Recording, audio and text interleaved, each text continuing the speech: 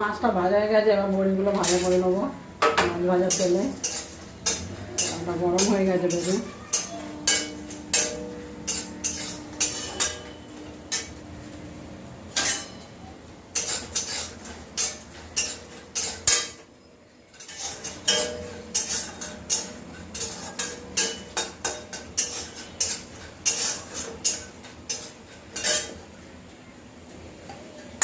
বড়িটা ভাজা হয়ে গেছে, তুলে নেবো।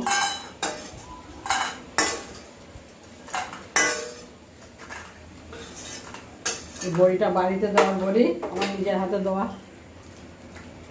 এবার কাঁচকলা আলু ডাঁটাটা তুলে নেবো তেলে।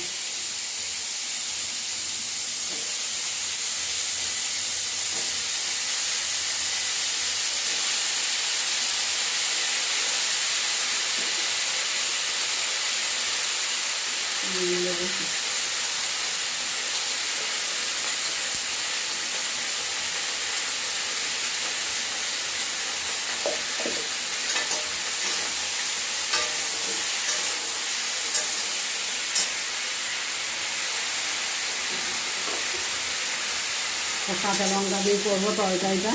আর এই যে মশলাটা আমি বাড়িতে করে রেখেছি, জিরে ধনে মরিচ শুকনো লঙ্কা তেজপাতা গোটা গরম মশলা সব করা শুকনো কড়াইতে চারদিকে ভেজে নিয়ে তারপর মিক্সারে বেটে দিয়েছি।